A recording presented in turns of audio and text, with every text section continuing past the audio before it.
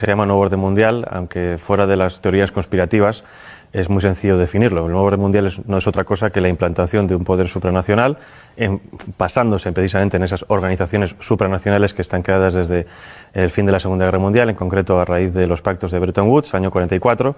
Tenemos la Unión Europea, Fondo Monetario Internacional, Banco Mundial, la ONU misma y todas sus subdivisiones. Y lo que está claro que busca es implantar una nueva humanidad, un único mundo, con un único gobierno, con una única religión, un único sistema económico. Pero para eso tenemos que eliminar el ser humano anterior. Por eso esos pilares que son los fundamentales: relativismo moral, laicismo, ideología de género, entre otros tantos. Podemos añadir aborto, ahora viene la eutanasia, con el objetivo de desprogramar al ser humano que existía antes, implantar un nuevo código de valores y poder empezar a implantar el transhumanismo, que es al que vamos. Vamos en lo que llaman también la cuarta revolución industrial, que es la implantación de un sistema robótico basado en inteligencia artificial que controle todo aquello que antes era de alguna manera esporádico en el ser humano. Para eso necesitamos, como les decía, formatear, eliminar la antigua civilización, en este caso la civilización cristiana, los valores cristianos, e implantar una nueva serie de valores que permita a las nuevas juventudes que entren perfectamente en esa nueva realidad. Para esto es lo que llaman, entre otras cosas, la Agenda Global 2030 o la Agenda del siglo XXI. Las Naciones Unidas han promovido la Agenda 2030 y esta debe de mantenerse como la guía central. Lo sorprendente y lo llamativo es que está todo perfectamente entrelazado y todo perfectamente conectado, porque si tocamos todos los puntos, la salud, la educación, la ciencia, todo eso les va a permitir guiar, digamos, todo de forma paralela, todo hacia un mismo punto. Aunque en la realidad, obviamente, sabemos que hay gobiernos nacionales, en la práctica, gran parte de estos gobiernos nacionales para nada están trabajando para el bien de sus naciones, sino que trabajan precisamente para los intereses de estos globalistas.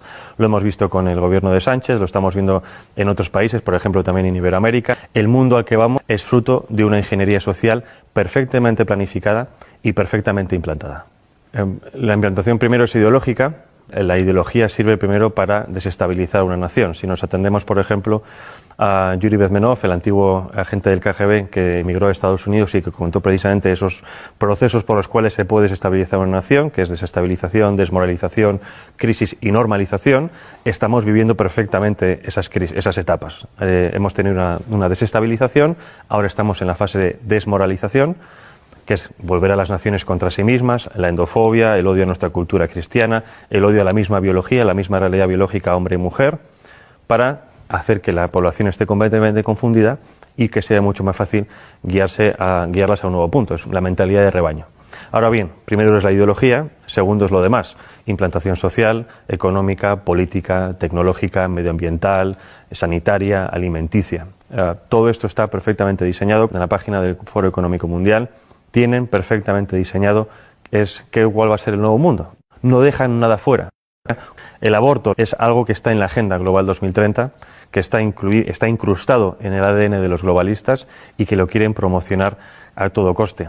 El aborto, para que lo entendamos, es una política de Estado. El aborto se aplica desde el año 74 a través del informe de Kissinger, que viene precedido de un informe de la Fundación Rockefeller del año 72, que viene precedido de unas declaraciones de Robert McNamara, que fue secretario de Defensa con Nixon y que en el año 68 pasó a ser presidente del Banco Mundial. ¿Qué pasa? Obviamente, si entendemos esto como una política de Estado, obviamente no se puede vender al resto de la población diciendo: ustedes van a dejar de tener hijos porque a nosotros nos interesan los recursos que ustedes tienen. Lo que se hace es un marketing político. Y esto es como nos están vendiendo todo. El aborto es un interés de Estado, es un interés geoestratégico. Todas las demás propuestas que tenemos hoy en día, ideología de género, ecología o esta nueva religión medioambiental, todo eso es lo mismo. Son políticas de Estado que nos lo venden para el gran público con un marketing político para que la gente lo acepte. Porque, por ejemplo, si entendemos ahora las políticas medioambientales como, digamos, obviamente necesarias para todos los gobiernos, dentro de esas políticas medioambientales está la reducción de la población. Nos lo venden como un bien necesario, es decir, si seguimos creciendo vamos a destruir el planeta, por lo tanto dejen ustedes de tener hijos, porque si no este ritmo es inaguantable. Nos venden la ideología verde como algo necesario, pero que dentro de esa ideología verde contiene todas estas políticas de Estado que nos lo quieren vender para, obviamente, controlar a la población. Con el objetivo precisamente de desestabilizarnos para poder tener el control completo sobre nosotros. No hay nada más fácil que dominar que una población enfrentada entre sí. Por eso es tan importante entender cómo funciona la aplicación de las políticas, cómo funcionan las élites supranacionales, para poder entender qué tipo de política se nos está aplicando a nivel nacional y local.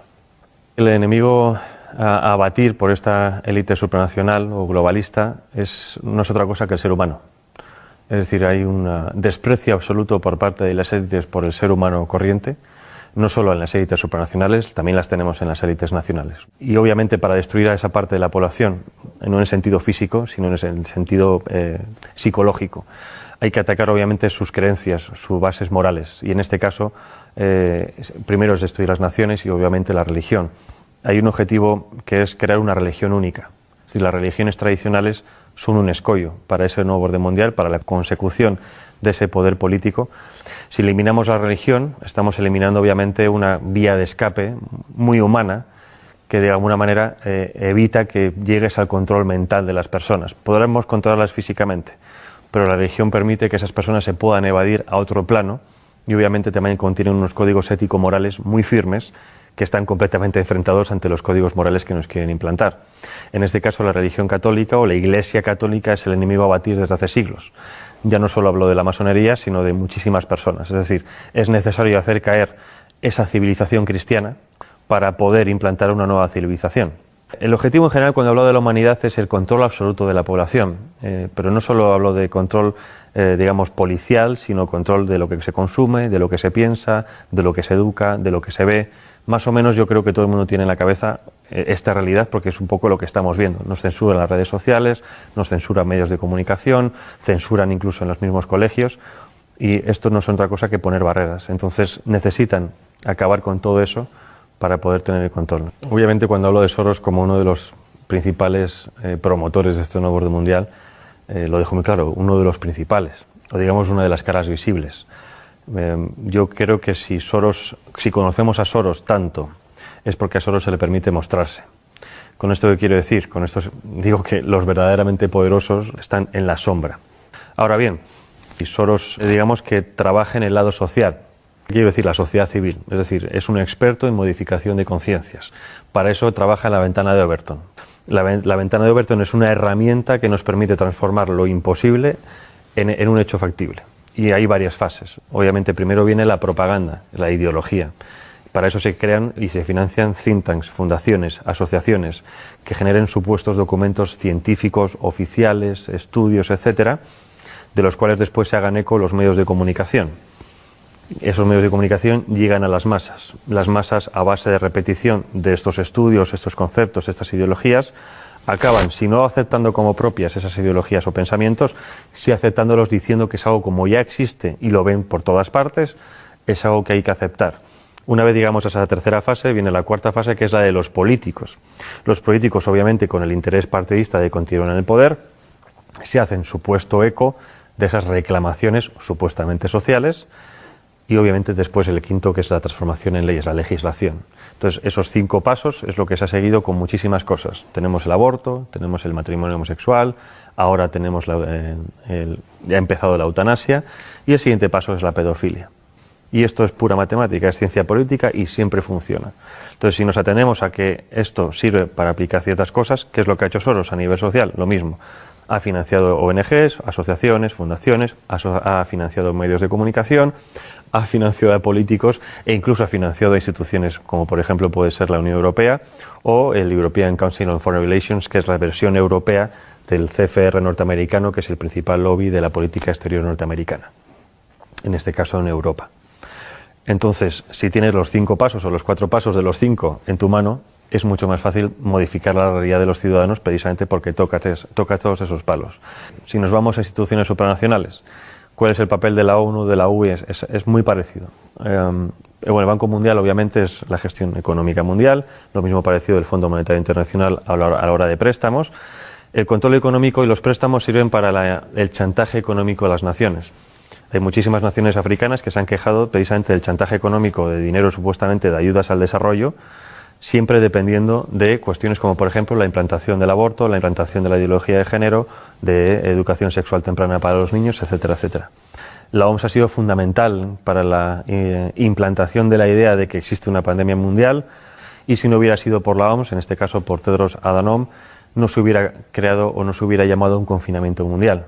Primera vez en la historia que los ciudadanos de este planeta hemos visto cómo en todas las naciones se seguían los mismos pasos. Es decir, nada ha conseguido antes que realmente hubiera una coordinación nunca antes vista a nivel global.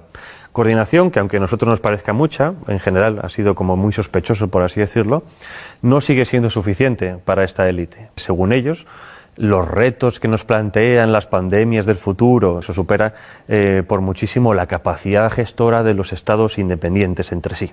Es decir, que como no hemos sabido gestionar el coronavirus, es necesario que cedamos más nuestra soberanía a estos entes supranacionales, que ellos saben sí realmente lo que nosotros tenemos que hacer.